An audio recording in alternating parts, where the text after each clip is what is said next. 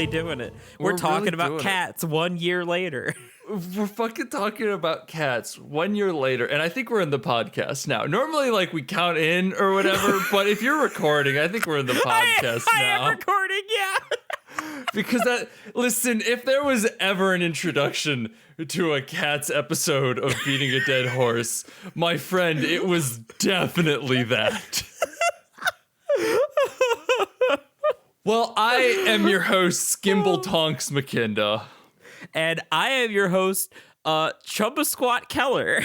And yes, we're talking about cats, but I promise, without giving away the ghost, because I have a plot twist for this episode that even Jackson is hitherto unaware of, that I think is going to make it a more interesting episode than us just sitting and punching cats. We set it up. We summoned our stand power. We're gonna give it the old muda. That's what your average hack frauds would do to cats, but not us. Us big brains who make JoJo references at the beginning of their Cats episode. Sean, why the fuck are we watching Cats anyway? Why the fuck are we watching Cats? It's because on Twitter, around the time that it came out last year, everyone's like, oh, it's the Cats, it's the year anniversary of Cats. And like, it got in my brain. Like the parasites that cats shit out that get in people's brains. It got in my brain and I couldn't shake it. And so one time I went to Target to buy a bunch of like essentials. And I came back with them and the Blu-ray of Cats. So I own Cats, and we were just kind of casually talking about it in last week's episode when we were talking about District 9. I'm like, oh, I was joking with Sam about watching Cats instead of District 9, but we didn't have anything to watch for this week, and we're like, should we just watch Cats? And I guess the answer is yes. Yes, we should just watch Cats, and so we just watched Cats. The answer was yes on my end, because although I, too, have been clowning on Cats for the past year like everyone else, I have not actually seen it, which makes me a poser and a coward. So I needed to do my due diligence. And, was it worth watching Cats just so I can feel more comfortable making fun of Incineroar in Smash Ultimate by calling him a Jellicle Cat? No. It wasn't worth it. So before we start talking about Cats in earnest, we should, if you are somehow unaware of what Cats is, the Cats 2019 experience is a world of Uncanny Valley actors CGI'd to be furries, essentially, and singing about themselves to no real plot going on. There's like some weird tenuous lines throughout it, but like for the most part, it's just like this cat shows up and sings about himself and then skitters away, or McCavity comes up and just goes ineffable and disappears the cat, and like it makes no sense. It's an absolute nightmare of a plot to try and follow. Don't even bother. That's Cats. That's Cats 2019. That's Cats 2019. It is a fever dream, and I wish I didn't know that going in, because Sean's description of Cats, because he had seen it, you saw it in theaters, right? You saw it when it came out. My friend, I saw it in theaters at 11 p.m. at night. We left the theater for Cats at 1 a.m. And I watched this with 4 other people. I was the only person who had any fun. The only one. Say, my man's the bravest memer of all time. Holy shit. I'm assuming you went with like a bunch of theater people who had some genuine interest in Cats, and that's why you're the only one who had fun. No. I did. To be clear, I did go with a bunch of theater people. But that was just incidental. None of them actually wanted to see Cats. It was basically just me and Sam. Sam also wanted to watch Cats, but it was basically just the two of us being like, Cats, Cats, Cats, Cats, Cats, Cats, until they're eventually just like, shut the fuck up, let's go see Cats. I have to know, did you drag Kang to Cats? I did not. No, this is a different set of friends. That's I knew there was a strong chance of that, but like I remember the reaction of him going to see The Room, so like I don't know how you would have been able to do that. So that track. Well, here's the thing, and this is something I've actually been thinking about, is that when quarantine is over, I could feasibly convince our old roommate Kang and his girlfriend to watch Cats because his girlfriend genuinely enjoys bad movies. So if Sam and I brought Cats over to them and like, we're going to watch this movie, she'd be like, fuck yeah, let's go. And he would have to watch this movie and it would be great. Base fucking Carly making Kang watch this absolute pap. I love it. Oh boy! So tell me about your experience with Cats now that we've derailed, which is going to be a lot of this episode. But I mean, what else is there to say about Cats? I'm glad you have something to say because like my greatest fear was not only that like I wouldn't be able to add anything to this conversation that other like I mean basically like I'd already seen the Lindsay Ellis video about Cats. That's why I was such a poser because it was vaguely familiar.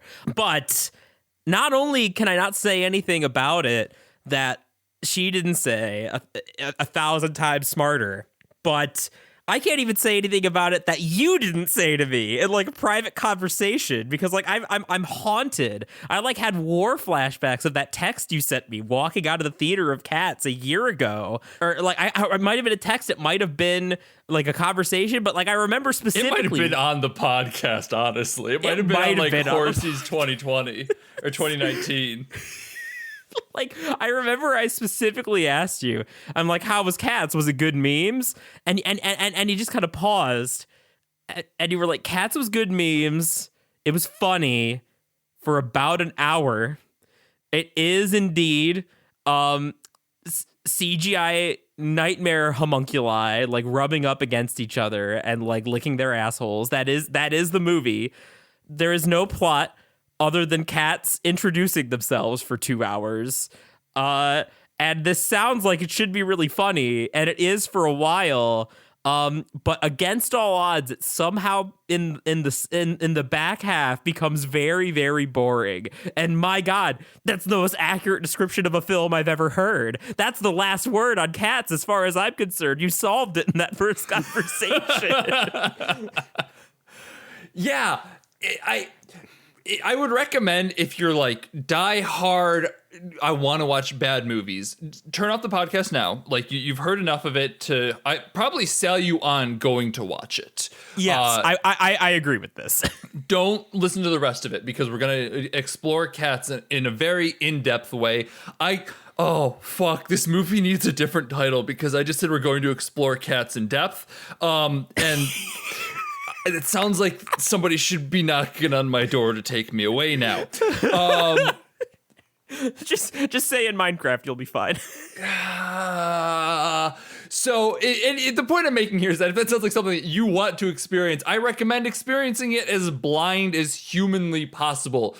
Everything that I've told you is almost too much already, but you are still not prepared for that first like 15 minutes leading into the hour. But like those first 15 minutes are such an absolute shock to the system that it is incredible. No, it's so true that like even having watched like, you know, an incredibly detailed analysis video going over the history of the show and like the making of the Broadway production and how the movie is different, even after watching all that, seeing all the fucking memes, clowning on it all year, I was still like watching Cats 2019 is legit like stomach churning. Like I felt sick watching it. In the most like delightfully horrible way.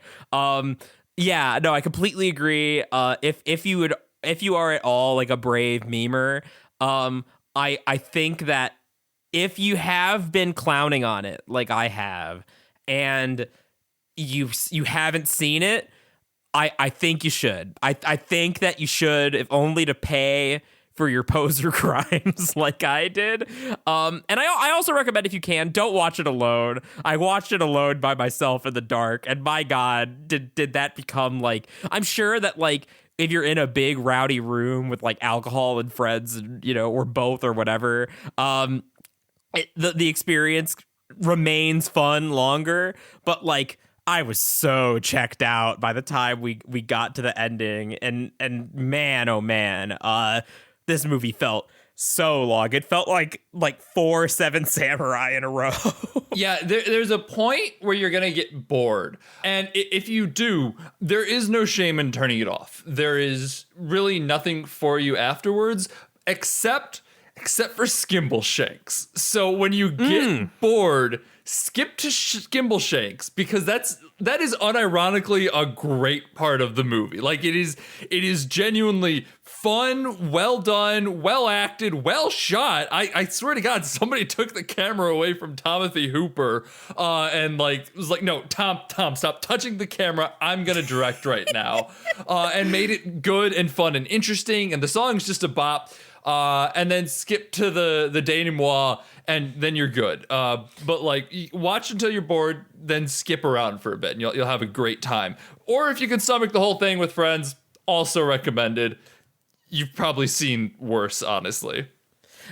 No, you definitely have if you're that kind of person. And it's this isn't like, I don't know, like what's one of the most boring movies we ever watched on the show? This isn't like Cowboys and Aliens, where like, so you had to mine for that one. You had to mine for the movie that you like seem to hate more than almost anything else we've talked about. It's so forgettable. It's already like disappearing from my memory.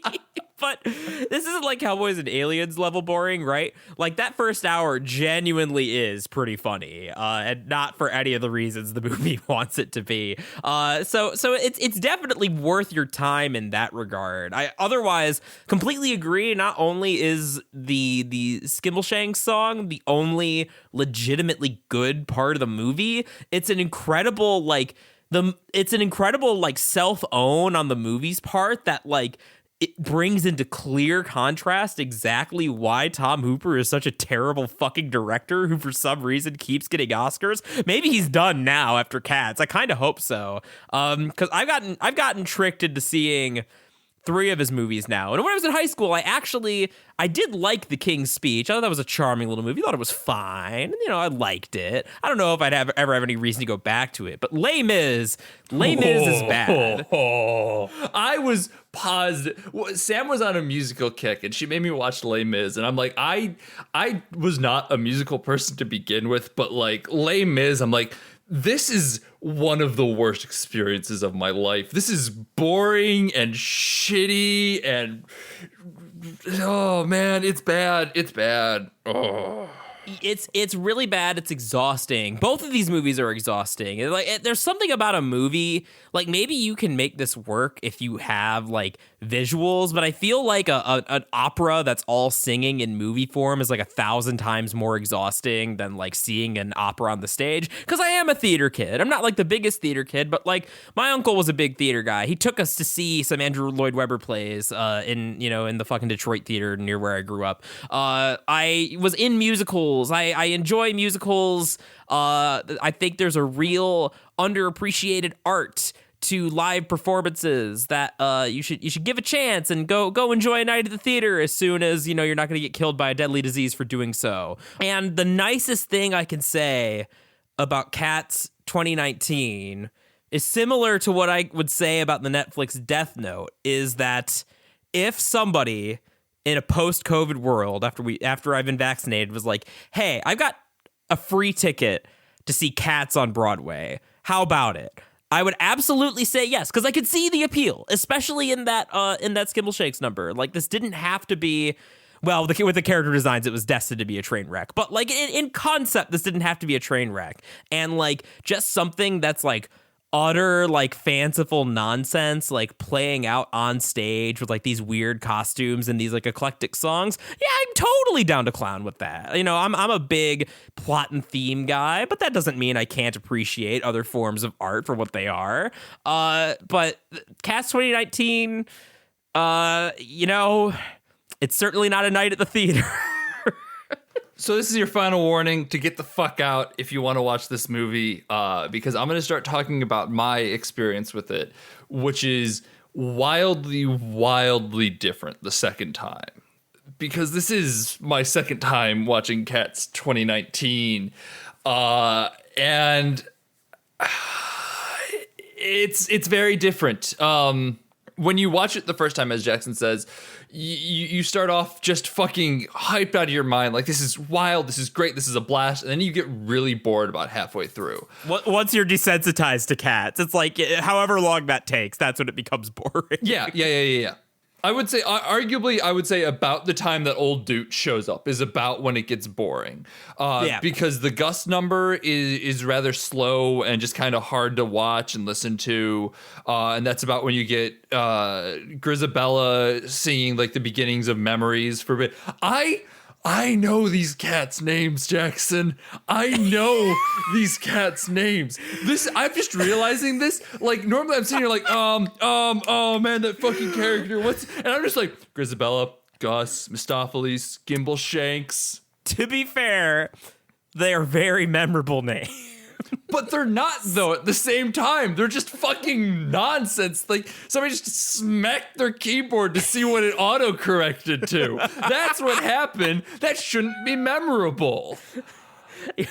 You telling me that I'm not going to remember the Rum Tum Tugger for the rest of my life? You know, you might, though, is the thing. That Rum Tum Tugger was magic. Definitely... Oh, rum tum tugging, if you know what I'm saying. This movie's really horny, is what I'm getting at. Which I actually want to talk about that too, because it's really horny, but in a very weird way. I was thinking about that actually. Is that like, I feel like even furries, like, I feel like this will do nothing for them because like a furry, there's not, it's just such an uncanny valley, like despair. Like, you think about your average furry, they're into like, you know, Sonic characters or whatever, you know, really stylized, like cartoony characters. And you know, whenever like there are like furcons, like that's the form that like the fursuits take. But these are just cat people. These are just people with fur and then like rotoscoped faces on them. I can't imagine even the most like degenerate pervert on the planet finding any of this like erotic. Don't put that out in the world, dude. Somebody definitely got there. And that's not the kink shame, mind you, but you know, for Cats 2019, I might make an exception. Is the thing. If anything, like if you're that person who got your engine revved by Cats 2019, I'm impressed. Shine on, you crazy diamond. At Jackson, he wants to hear about it. No, not this time. So my second viewing, what I'm getting at here is that my second viewing was a lot more tempered because I knew it was coming. I knew it was happening. And so, yeah, no, tempered is the word. You're laughing at it, but it's... I know it's the perfect word, but I'm just imagine like wizened old monk Sean with like his long beard and like his pagoda watching Cat. Jackson, that's not far off from how it went, because I came into this movie just so fucking ready to analyze why it went wrong. And from that standpoint, I never really felt bored. Like my second viewing, I didn't have that crash because I think I didn't have that high. And so like I went into it fully aware of what I was getting into. And so it became more of an exercise of spotting where it's weird, why it's weird, and kind of plotting out what the actual plot of the movie is. Like, that's something that I realized that on your first viewing, it's impossible to plot out the plot of the movie, period. You can't do it. There is not one. But in your first viewing, you don't even try to. Like, there comes a time you're like, wait, hang on, what the fuck is happening? And by that point, it's too late. It's gone. You can't do it. You cannot figure it out. But when you're watching it for the second time, it's way easier to start from the start and be like, what the fuck is going on? Why is Victoria here? What is she doing? How does this, shape out? Like, what is supposed to be happening here? And so you spend the entire time watching it, trying to put it together before you come to the same conclusion that you had on the first viewing, which is there is not a single plot, and it does not fucking matter because it's a nightmare bastardization. And I guess this is where I reveal that I also watched the 1998 Cats movie. Oh my God. Yeah, I watched multiple Cats properties ahead of this podcast. I'm genuinely in shock. For the listeners, Sean did not inform me of this going in. So No. my man did the comparative analysis. I'm ceding the floor to you, bud. I want to hear this. Yes. We'll get to that in a minute here. I want to kind of finish going through Cats on the whole, which is to say, it's still bad and boring, but it's bad and boring in a rather interesting way that I would recommend if you want it, like after you watch it once, you're like, that was wild. If you can't get it out of your head, and you're just kind of like, I want to go explore it and pick at it again. I almost would recommend watching it a second time.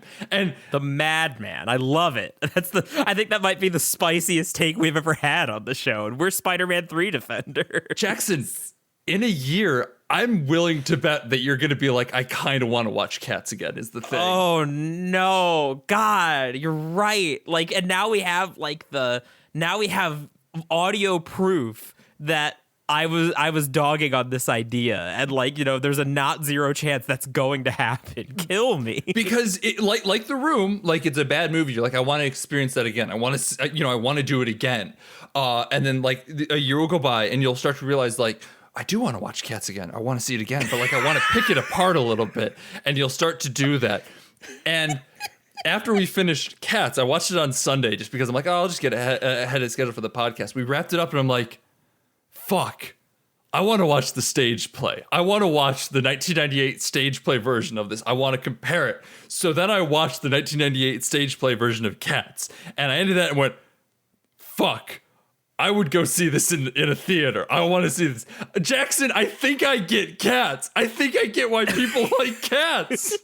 No, I mean, even like I didn't even watch the cast recording. I only watched this movie, and from the few things in this movie that work, mostly just Skimbleshanks.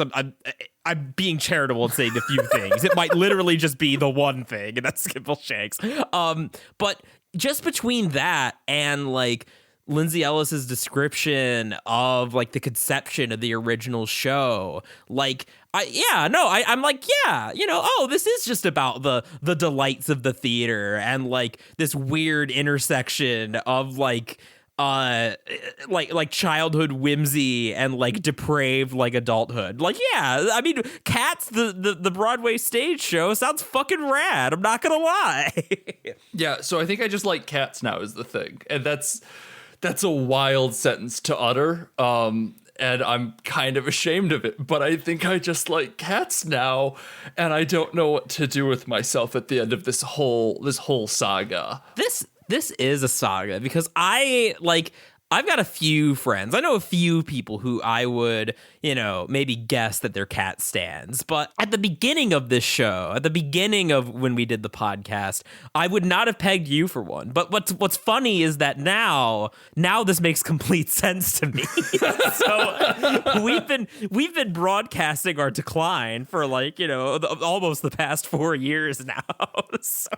Oh my God, the year within the last year, I have literally discovered that like Akira Kurosawa's Seven Samurai is an absolute masterpiece, and I 100% adore it. And like I hold it up as an epitome of filmmaking. I'm a huge fan of Doctor Strangelove, like all these classic, great films. And then I'm also over here like, I'm also one of the Cats people now. Oh. My man's simping for Skimbleshanks.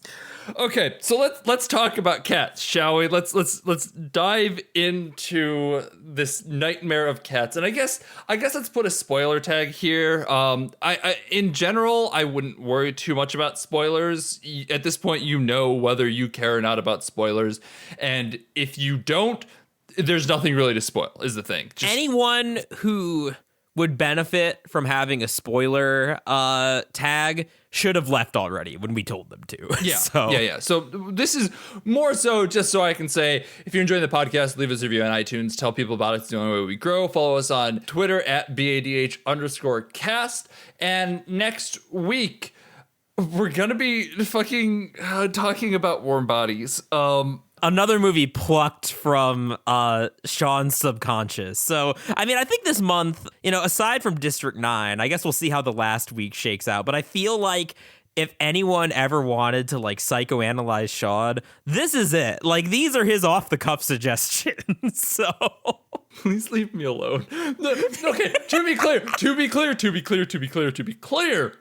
These are off the cuff suggestions after 4 years of doing off the cuff suggestions. We're dredging the bottom of the barrel, baby. There are a lot of movies that I still want to watch, a lot of movies that I still want to talk about. But fuck you, it's January and we're taking it easy and watching weird shit. So, yes, this is off the cuff, but like, if this was really off the cuff, it'd be like Iron Giant. But we talked about that 2.5 years ago.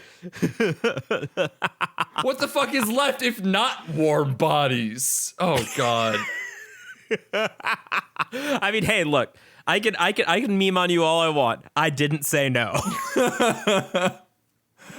Oh boy, howdy. Let's talk about Cats and let's get into this and let's talk about the structure of Cats mostly and why I think the musical is actually somewhat enjoyable to watch. I'm going to put a big caveat on that and why the movie is so rough. And Jackson, I don't know. I watched 2 video essays as well before we came into this podcast recording, and I don't remember which of it is from Lindsay Ellis and her video. Why is Cats? I think is what it's called. Is it What is Cats or Why is Cats? Why is Cats? And the conclusion, Hal, it's about cats. Hell, it's about cats. Oh god, she has such primo clip memes. I just want to say it. Like, sometimes I'll go on a big Lindsay Ellis kick and I'll be saying I'm losing to a bird. It's like casual conversation for like the next month. I ate the whole plate. The whole plate. So there's that one, and I also watched a video by Sideways called "Why the Music in Cats is Worse Than You Think."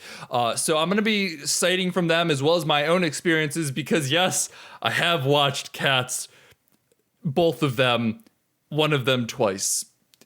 God fucking help me. But yeah, I'll be citing from them. So I don't know what you might know, Jackson, because they kind of blended together and I remember bits from each of them. But like some of this might be from Lindsay Ellis, some of this might be personal experience, some of this might be from Sideways. Go watch all of them. We're going to link them. They're great videos. Cats the Musical.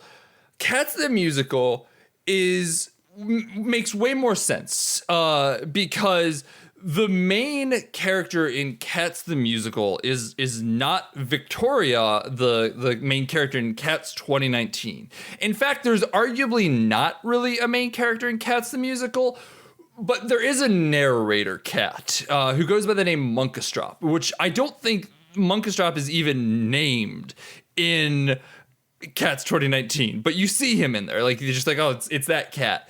But in the musical Cats, Munkustrop basically is holding your hand, the hand of the audience, and walking you through what is happening and like introducing you to cats and like explaining the names of cats, which again, we're going to come back to that too, because the naming of cats things drives me fucking up a wall in Cats 2019, but makes sense in the musical. Like, that's the crazy thing. God. It doesn't, okay. It doesn't make sense, but it makes sense. Let me put it that way. No, I know what you mean. Like, nothing's ever gonna make like Chumba Squad or whatever make sense, but like, there's a reason. I'm compelled. I'm already thrilled. I'm sorry. I'm just stopping the action at this No, point. you're good. You're good. I'm excited to get back and talk to some of this stuff. But so the movie of the stage production of Cats in 1998, has Munkustrop, holding your hand, showing you like, okay, here is what's happening tonight. It is the Jellicle Ball. Don't ask what a Jellicle is. It's a cat. Don't fucking dig into it. All right. That's really what it boils down to. It's a cat. And if you're asking what a Jellicle is, you've already derailed and there's no help for you. It just pull out of that tailspin. My favorite clip. My second favorite clip, aside from How It's About Cats from the Lindsay Ellis video, is she has a bit of Andrew Lloyd Webber like trying to explain what a Jellicle cat is and going into this like deep lore explanation. Like, so a Jellicle cat is different from a Tuffleful dog. and like the other person just like staring on in awe. It's incredible. We'll get to dogs too. Don't worry. There's a lot to cover here, Jackson. There is a lot to cover. So, Monkish Drop is walking you through this, and like, it's the Jellicle Ball, which is the one time a year that a bunch of Jellicles get together and perform for Old Deuteronomy, and Old Deuteronomy gets to decide which of them dies and goes to the Heaviside layer. Again, don't think too hard about it. If you're thinking too hard about it, you're going in the wrong direction. Just roll with it. It's cats. You're in for the ride. And basically what it boils down to is that Monkish Drop is introducing these cats who, the vibe you get is that he has selected these cats to present for Old Doot to be the Jellicle choice, which is the cat that dies. Fucking weird movie, fucking weird musical, fucking weird. So he's going around and being like, and now this cat, this is Mr. Mistopheles, and he's the magical cat, and this is Mungo Jerry and Rumpelteazer, and this is McCavity, and like introducing these cats, and so he'll introduce them, and then he'll sing a little bit about them, like this is what they do, and then they'll come along and do their own little bit and occasionally quip in, but every song is mostly about the other cats singing at one cat, so it's not that cat singing about themselves as it is structured in the movie, which makes things just wild in the movie because most of these lines just make no fucking sense if they're singing it themselves and just further set to confuse the fucking plot and anyone who is watching this movie. So when cats are singing about a different cat, all these lines suddenly make a lot more sense and they're a lot more interesting, and you kind of get like the general vibe of just like, oh, we're introducing cats and like why this cat should be voted. It's basically like a presidential election type of thing going on, introducing themselves, telling a little bit about them. And here's a fun fact: I'm fucking McCavity and I'm wanted for every human crime. Don't think too much about that either. That gets to some weird places, I'll tell you what. If he's truly wanted for every human crime, I think he needs a more appropriate theme song, like One Winged Angel or something, like this absolute like nexus of evil. Mm-hmm. Yeah, there's some human crimes out there, y'all. That means he's committed everything from tax evasion to regicide, all right? We need to break that down. Humans are responsible for some shit. Imagine how big his family must be to commit every family-related crime. Yeah, right? I was thinking that too. Again, though, you can't...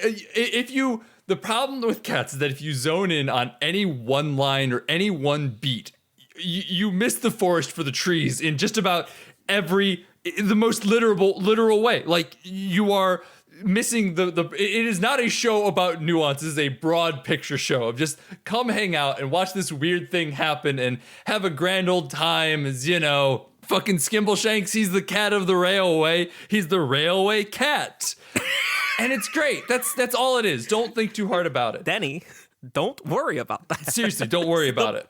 The one thing that I will say is that the show does bog down in the middle, much like the movie does, actually. Like, about the exact same point before fucking Skimbleshanks comes back, and just like, the way I described it is it basically has Gus, you know, out here being like, I was a cat of the theater. My name, or so I'm told, was well known, or whatever fucking shit Gus, or as he's known as Asparagus, goes on about. And it's this really sad song, and it comes off the back of like the first rendition of Memories, where you see Grisabella being rejected by the Jellicles. And Jackson, I'm realizing that I am talking about this show like someone who knows what they're talking about, and I hate that for myself. Because you're all in, brother. You're talking about cats the way I talk about Metal Gear Solid. I hope you realize Fuck that. off. Fuck off. Welcome to the pits, brother. There is no hope for us. God, I need a drink. Oh boy. So you get just a kind of a couple numbers in a row that are really sad and slow, and like they're a big departure from the rest of everything else that had been going on, because up to that point, like all the songs have been like really upbeat, like yeah, fuck yeah, this is the Rum Tum Tugger, baby, let's go. And it gets really sad, and the stage show itself also has like this dance number in there that goes on for like 7 minutes. And Sam pointed out, and I think that she's right in this, is that the dance number is basically where intermission would go, and that like on one side or the other, it's kind of like the catch-up piece. It has a little bit of like reminder of what you saw in the previous act, what's going on with it. It makes sense, but when you're watching it in just like a 2-hour straight shot, you're like, okay, can we please move on? Like, I get what's going on here, and I don't want to hear Gus sing and be sad. I don't want to hear Grisabella sing and be sad. And then fucking Skimbleshanks comes and like fucking chest bursters out Gus and just like Skimbleshanks and just fucking takes off. Like it's wild. And then from there, like the movie picks up again, and it's great and it's fun. What was I getting at here? I don't know. I just got excited talking about Skimbleshanks. Fuck. So the point I'm getting at here is that the structure of the stage play is that it works. It makes sense why you're moving forward, and like everything drives you forward, and even the sad moments, you know, you kind of keep going with it. The movie doesn't have that. The movie is kind of like this weird ambling where you're following Victoria around as cats just like pop out and sing about themselves for seemingly no fucking reason. And so you're trying to figure out like why is she here? Why is she doing this? What is going on? Like Victoria is the audience surrogate in this case, but the audience surrogate isn't horny. Like I'm not horny watching the Rum Tum Tugger. I'm concerned in a lot of ways, and I'm not into this. Please and thank you. So having Victoria be the audience surrogate is just very weird, especially because she's a incredibly minor but pivotal character in the stage show, where the whole thing of Grisabella in Memories, at one point she says, "Touch me, just." I can't remember the line specifically, but it's like, touch me, a single touch will show you what happiness is. Something along those lines. And the whole thing is that no one will touch Grisabella because they're rejecting her. Like, there's an argument, Sam has made that she is an AIDS metaphor. And it's a fairly easy argument to make, but I don't think Cats is deep enough to make that argument. That's my big rebuttal of it. But it's a fair argument to make. Whereas Victoria in the show, in the movie 2019, is nothing. She touches Grisabella like the second she shows up, which undoes the whole final act of Grisabella getting to go to the Heaviside Layer, her redemption arc, and like that line no longer has any impact or meaning. And just watching Victoria walk through this place after being abandoned by humans, which raises some uncomfortable questions about humanity throughout this whole deal. Yeah, I mean, any questions so far? Jackson, give me something to work off here. I'm losing the plot because I'm just talking about plot. Give me something to work off. I mean, I'm enthralled. All right, but the class does have a few questions. Yes. I guess first an observation is that I actually had to look up whether Victoria was even a character in the show, because I know that they added... from the Lindsay Ellis video, I knew that they added a musical number for her, written by Taylor Swift. You know, when you can't get T.S. Eliot, you get T.S. Yeah. Beautiful Ghosts, which also doesn't make sense in the context of the show, because it's basically Grisabella's whole thing is like, oh, memories of the time that were in the past, like they were great, and like I want to come back to that. And Taylor Swift is just like, yeah, but I never existed. At least you have beautiful ghosts. Like maybe your life is shit now, but at least things were better back then. And it's just like, girl, what's up with you? Like, oh yeah, fall from grace, but fuck you, at least you had it. And it's a weird metaphor. Sorry. Constantly trying to one up Grisabella. What a catty cat. What a protagonist. Sorry, what's your question?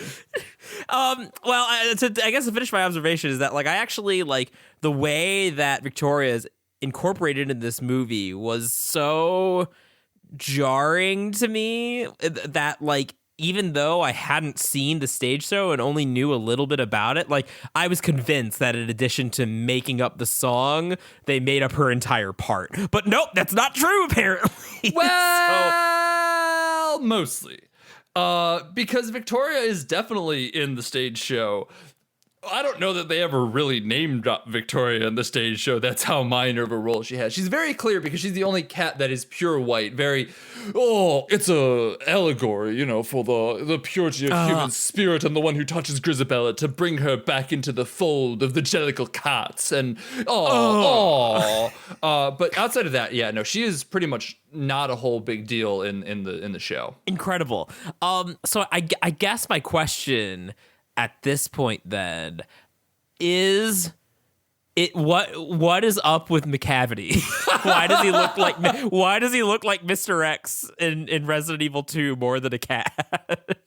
I don't have an answer for why he looks the way he does in Cats 2019, especially because the lyrics to the song literally describe him as a ginger cat with sunken eyes. And they just made him look like a nude Idris Elba with his penis missing.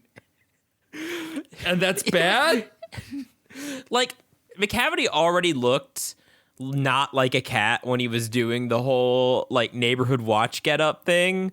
But then like at the end of the movie when he is indeed just a nude Idris Elba with CGI ears, it's something else. It looks like something out of like iRobot or something. It's real bad, and raises some troubling questions because they did just match Idris Elba's skin tone, and they didn't really do that for any other cats out there. And like, what's the deal with that? Especially because you're just literally flying in the face of lyrics that you kept in the movie. It's pretty weird feeling. Not gonna lie. Although I will say, as far as nobody got it as bad as Idris Elba, which for obvious reasons is the most eyebrow raising. I thought that Dame Judi Dench also had a fur. Maybe it was my TV, but it also looked disturbingly close to her skin tone, except she also looked like she was LARPing as the Cowardly Lion from The Wizard of Oz, so it was a little less noticeable. I had the exact same thought, actually, about her. But we're going to talk about Old Doot in a minute here, too, because there's a lot to talk about with Old Doot. Most notably, that Old Doot is normally a Deuteronomy. There we go. Old Dude is normally a Deuteronomy, which adds like a beard element to it that really takes some of that uncanniness away. But the fact that she doesn't have that is weird and feels strange with everything else going on around her head. So I think that that's an issue in and of itself. But McCavity is also an absolute nothing of a thing in the stage play. McCavity shows up, he gets his McCavity number, and he disappears, he ineffables Old Dude, which in Cats 2019, he just like keeps kidnapping people and going like, no, and ineffable, and McCavity, and just like disappearing with a different fucking catchphrase every time, and it makes no goddamn sense. But he does so because in the stage play, he at one point kidnaps Old Doot, to which Mistopheles, magical Mr. Mistopheles, oh, how have I never ever, blah, blah, blah, blah, blah, comes in and just goes, oh, no, just kidding. Whoop, and he's back, and the plot's been resolved, and we move on. And like, there's nothing else to McCavity. He shows up, and he gets in a fight then with Munkustrap and everybody else, and they send him away, and that's pretty much all he does. Whereas in Cats 2019, they're like, fuck, we need a plot, we need a villain, we need something to happen. And so McCavity is just constantly looming in the background and kidnapping cats and taking them to this barge where Growl Tiger sits and watches. I know these names. I was impressed you knew that one. Oh, man. Wow. Where Growl Tiger keeps an eye on them. Sean, would it make you feel better if I had a little divergence explaining what every snake is? No, because I think this is already going to be a long episode, and we have to keep moving.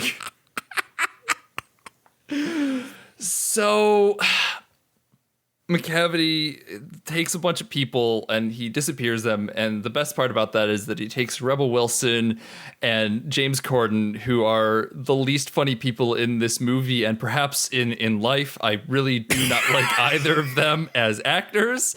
I especially really hate James Corden.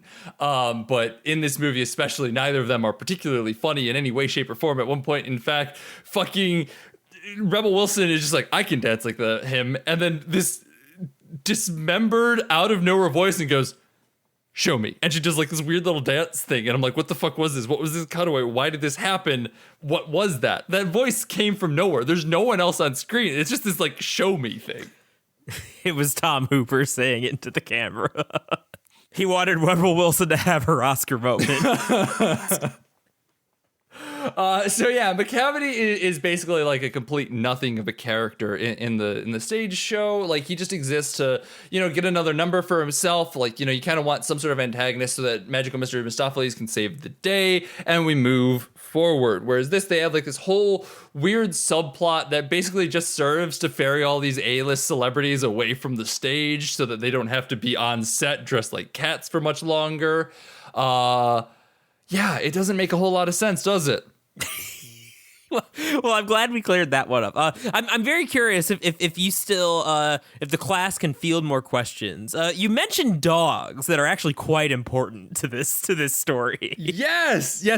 So the big thing that stuck with me from the first time, I don't know if this stuck with you, I watched this movie, is you get the old dude summary at the end of the movie where old dude is just like, what have we learned? And they talk about the various things that happened in the movie. And one of the things that Dame Judi Dench says is a cat is not a dog. And to me, I'm like, was that the fucking theme of the movie? Was that the whole point? Was like, she said it so directly and like to the camera, and like, this is what you need to know, that a cat is not a dog. And I'm just like, was that it? Especially on like my first viewing, because I had no idea what the fuck was going on at all. No fucking clue. And I just assumed that was the point of the movie. A cat is not a dog. And I just walked out of the theater being like, okay, well, now we know. Cat's not a dog. Move on with my life. But now I want to know, was that the point of the movie, Sean? Now that you're the expert. No, it was another step in her summarizing the plot of the stage show, because in the stage show, there's this whole number with dogs involved. Oh. And that's why fucking the original writer was talking about like Jellicle cats and whatever dogs. Like they actually exist within the stage show, but like they're not actual dogs. They're cats dressed up in trash to look like dogs. Like it's a reference to this thing. And it is the only smart thing that Thomas Hooper did, was removing this song from the movie, because at one point a distinct line in the song is heathen Chinese. Oh, Yeah. no. Yeah. And it's sung multiple times. That one hits you in waves. Uh-huh. Oh, wow.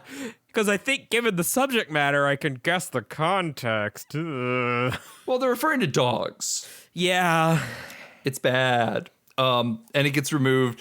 But that explains why there's that reference to a cat is not a dog, because it's referring to the difference between cats and dogs and like how that all worked. But you do unfortunately miss the cat that is dressed like a superhero in fucking goddamn Cats. He pops out with a big R on his chest and light up goggles that like glow red and shit. And it is the wildest fucking thing. It's not worth it for the rest of it because, again, heathen Chinese, Jesus Christ, but it does happen. I feel like you should wash your mouth out with soap, even just like you're saying that in the context of saying it. Yeah, I was debating even saying it, but I'm like, it's not distinctly a slur. It's just disparaging in a lot of ways, and it needs to be said that that is not what I believe. So, was there a scene in the stage show, I guess while the class is asking questions to Cat Sensei, to Neko Sensei, that was cursed. You know what? That might have been the most cursed thing said in this podcast. We're talking about Cats 2019, baby. We're here for the curses. I was going to say, I have been talking about Cats as a serious criticism, like analysis and criticism of what went wrong. So, riddle me this, Neko Sensei. Do the crime cats, not the Napoleon of crime, whatever they're called, like the twin... Rumple Teaser and, oh my God, Mungo Jerry. Yes. Do they get chased out of a house by a dog? Are there actual dogs in the stage show, or is that something they added? Because I'll admit, I'm sort of mixed on this one. I'm glad that I didn't have to see the Tom Hooper interpretation of a dog, given his interpretations of cats, mice, and cockroaches. On the other hand, I feel like if we had seen that, especially in the context of the scene, that would have been extremely powerful meme energy. They do not get chased out of the house by a dog. In fact, like the whole thing, the whole play is actually set in just one junkyard. And so there's not actually any movement of stages of there's no set changes or anything like that. It is just like this junkyard, they are just putting on this show for each other, and it's all very much imagined spaces, so they wouldn't be chased out by a dog. But it does make that weird crash that comes out of nowhere in the 2019 movie without having anything break, like it's this weird non-diegetic crash, make a lot more sense in the stage show because none of it is diegetic. It's all just a thing that they're talking about. So, hey!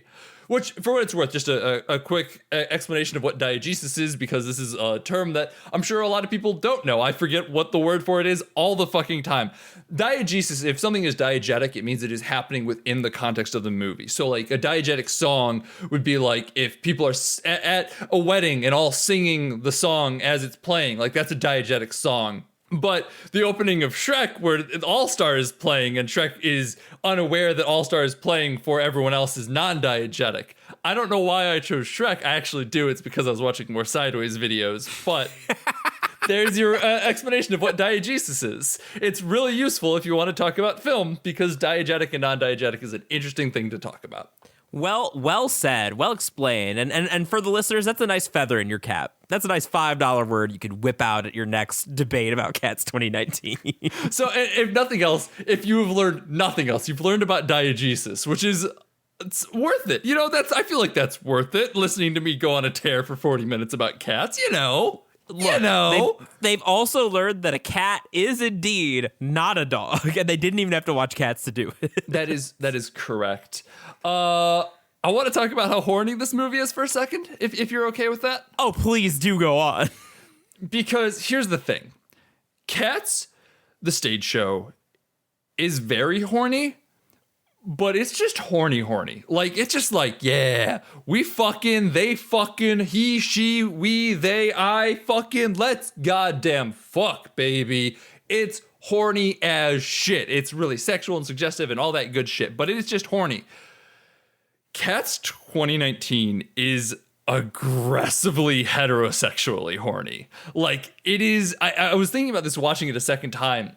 So horny, but it is like, no, man, no gay shit in here, though. It is like this Rumple teaser, or not Rumple teaser, fucking goddamn not Mungo Jerry, Rum Tum Tugger. That's what I'm looking for. That's the name I want. Rum Tum Tugger's just out here like, all the ladies want me, let's go. And then goddamn Rebel Wilson, who's the only cat, I can never really remember her name because it's something stupid. It's the Gumby cat, something the Gumby cat, or is that someone else? It's Jelly Lorum, or no, it's not Jelly Lorum.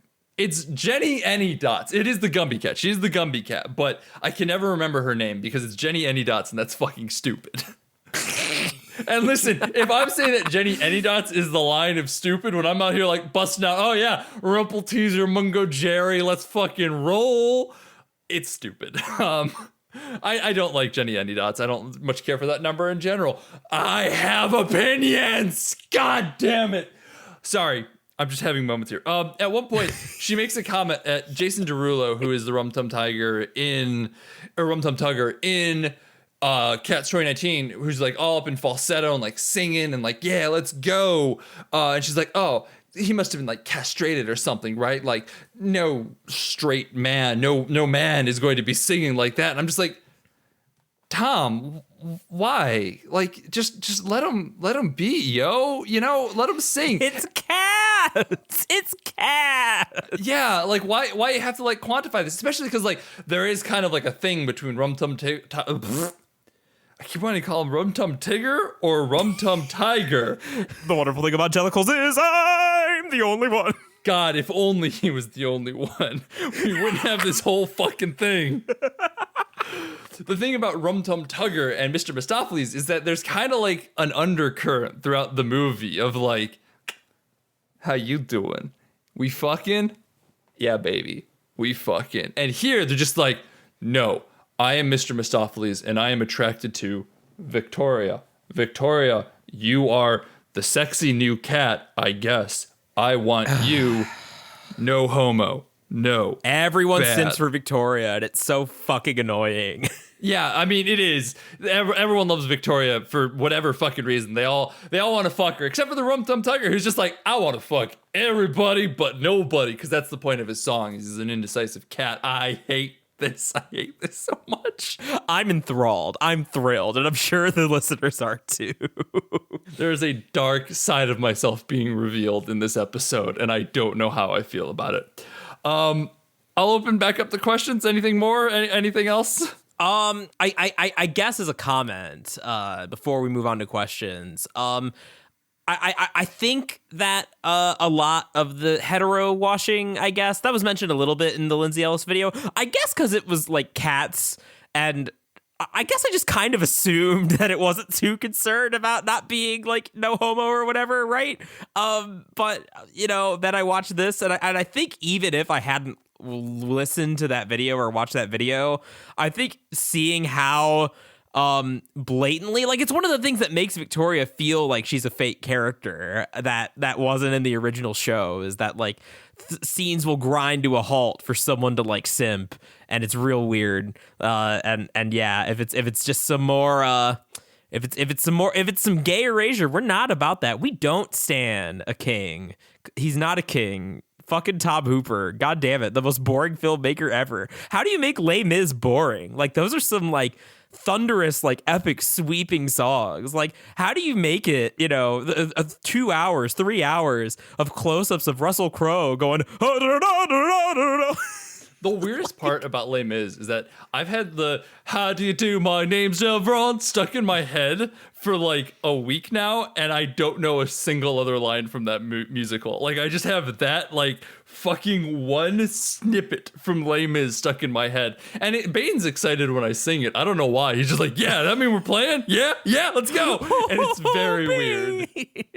Quick editor's note: I meant Gavroche, which I leave in mostly because I think it really underscores how little I know about this song and how weird it is that just that line is stuck in my head. But I guess I have a question. I guess this is my last burning question that you brought up earlier, and I feel hasn't been addressed. So you said you knew what was going on with the names. Tell me. Oh, okay. So let me put it this way. I don't know what's going on with the names. I don't actually know what's going on with the names. But the way that the Cats 2019 structures this introduction song, when they're talking about every cat has 3 names. The first is the name that the humans give to them. The second is their Jellicle name. And the third is the name that no human will ever guess, no matter what their research is, blah, blah, blah, blah, blah, blah, blah. And the way Cats structures this song is like they're introducing it to Victoria, and Victoria seems to be pondering it like, what is my Jellicle name? And it feels like the movie is setting up for this whole thing of like Victoria finding out that her name is actually Shkadonkadonk or something like that, and this is what she is as a Jellicle, and Victoria is just her human given name. But no, it just kind of goes nowhere. Whereas the stage play spends a lot longer on that second name. And while it doesn't really give any more information, it makes it very clear that no one is here to figure out what their second name is or who their identity is or anything like that. And so you just kind of go, okay, yeah, no, I get it now. You know, first name is, you know, I call my cat Picklehead. And then their actual name in Jellicleese is Dildo Butt, and their secret name, who fucking knows? We don't have any reference for what that would be. And you just move on past it. But like in the movie, you're like, so what is Victoria's Jellicle name? Are we going to find out? Is she going to ponder on it? Is that the meaning of this movie? Her searching for herself? And that's just another one of those threads that the movie introduces by having Victoria be the audience surrogate that you kind of chase for a minute while watching the movie for the first time, and then realize that it never comes back to. And that on the second rewatch, you start to be like, well, no, I know that doesn't answer anything. Why are you introducing it? Why are you using Victoria as our framing device when she should already already know these things. And especially if you're not going to resolve her, like you're setting her up to be the protagonist for all these things to be resolved, and they just won't be. Why are you doing this? Tom Bombadil, what's wrong with you?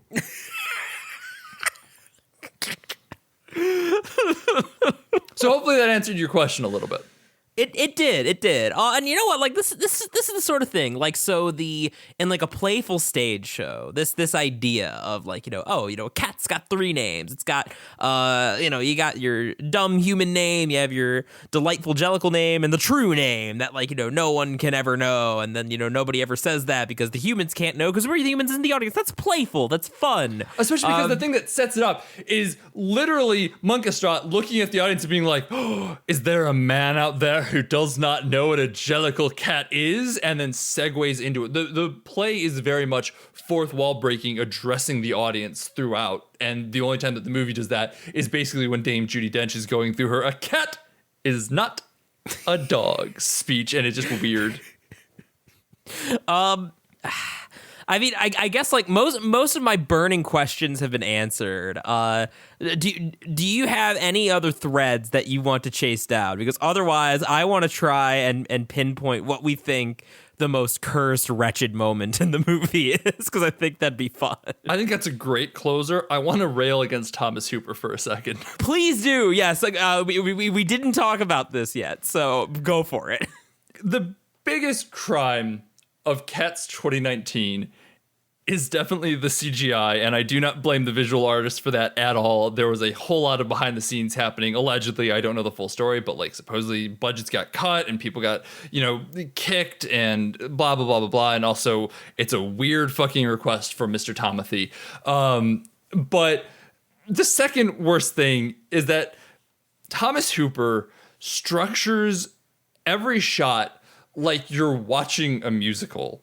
And it's important to note that you're not. You're watching a movie musical, which is a big difference, because in a musical, when you get that soliloquy of, Grisabella singing Memories, Turn Your Face to the Moonlight, you're basically one spotlight on her, watching her do this. But it's an active scene, and so your eyes kind of wander around, looking at the set piece, watching her with this presence existing within this world, and so there's so much more to it, and so your eyes are drawn to like this middle distance, top half of the body shot naturally. But when you make that into a movie, what it ends up being is just a bunch of boring flat shots in shot reverse shot, and so like Grisabella is singing Memories to Victoria, and it's just her singing, and it's this 3/4 shot, mid pan, blah, blah, blah, blah, technical shit that I am admittedly fucking up as I'm saying it. I know what I'm trying to say here, but I'm not saying it correctly.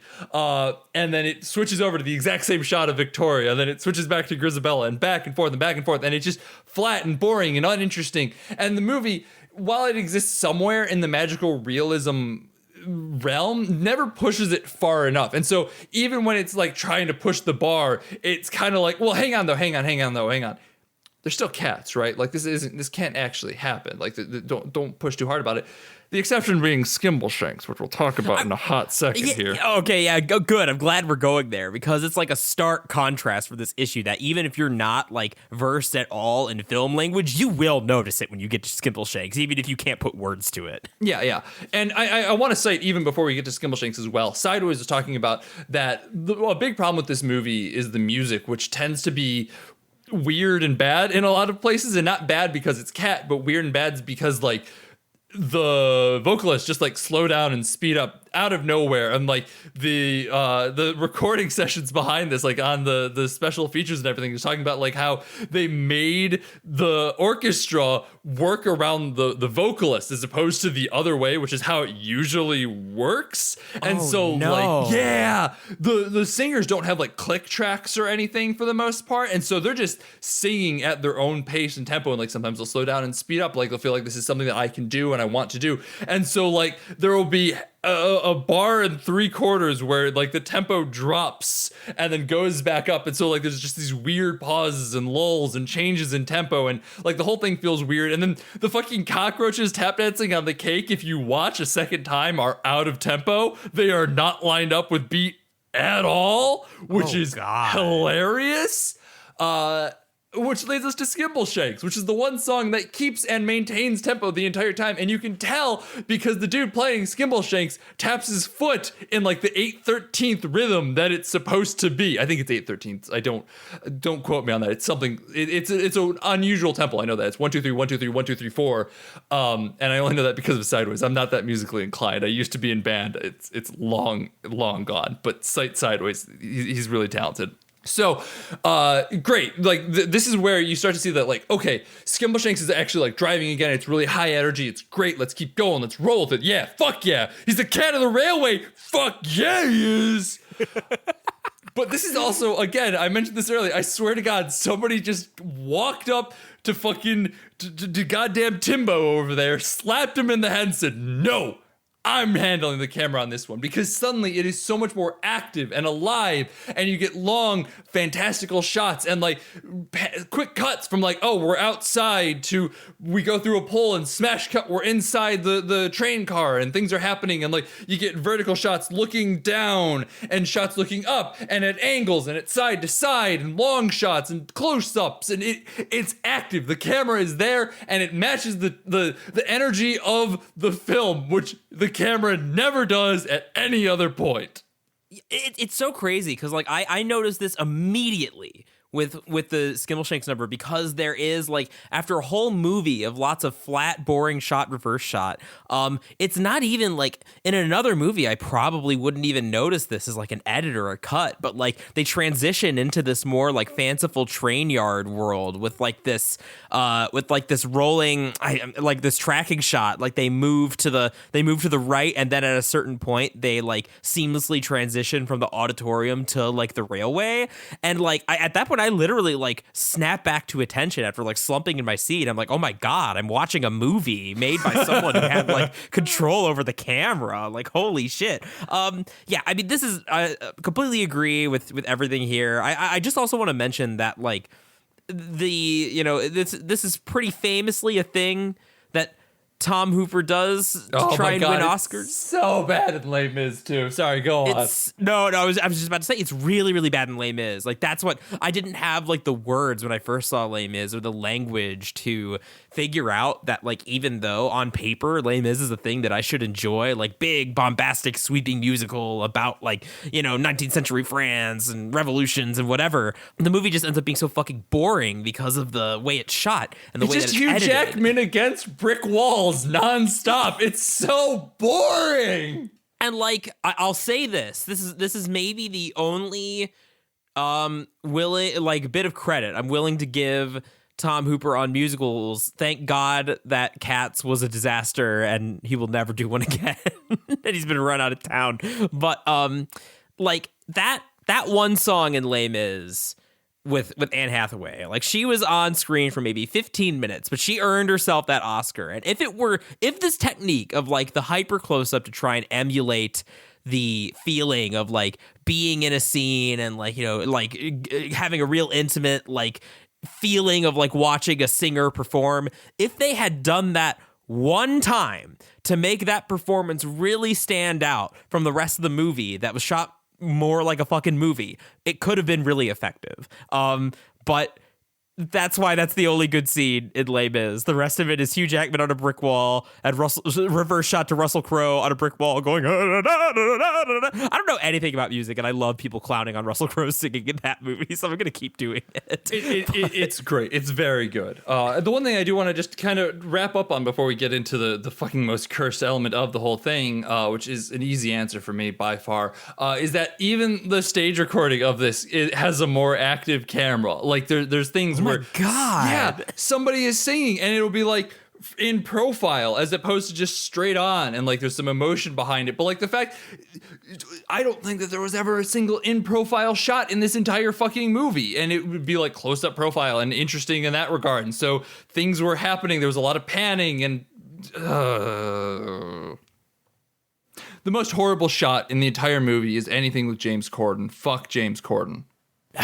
That's pretty good. That's pretty cursed. I think the one that sticks out to me is the one of Judi Dench, like maybe because unlike James Corden, like, you know, it hurts to see like a great actor debase themselves in a movie like Cats. It's that one shot, I think it's after Gus it's in one of the auditorium numbers where she like, I know what you're talking about. the one where she just like lifts up her leg and it looks like she's about to lick her crotch. I'm like, oh, she's so horny for it, and it's so weird. Judi Dench. Like, how long do you think she like? How long was her shower that night after she had to do that scene? Like, do you think she ran out of hot water?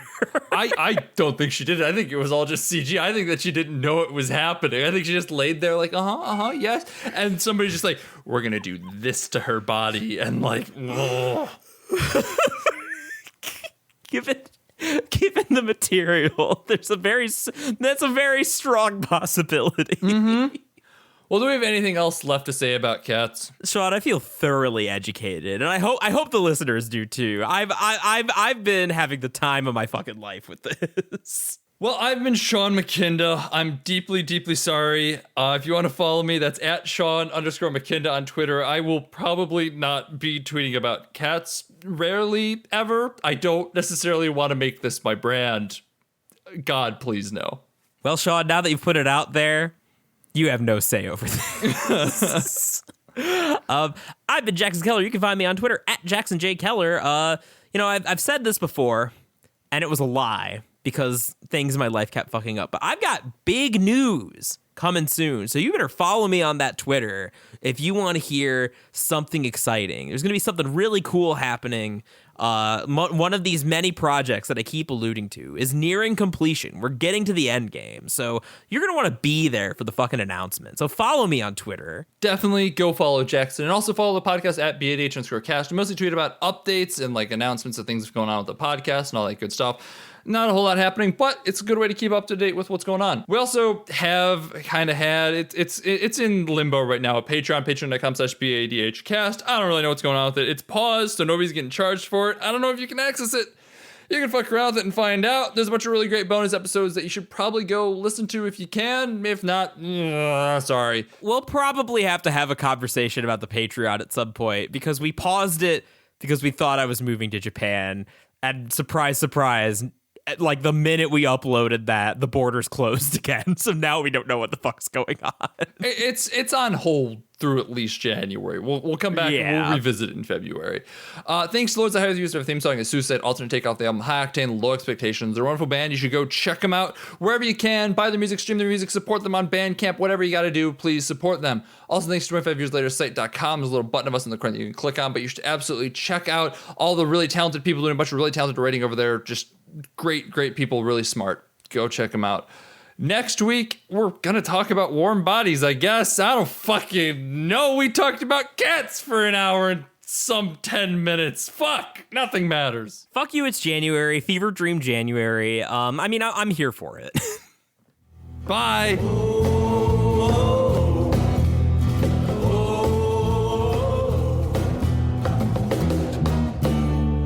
Don't you go into the ground. Don't you go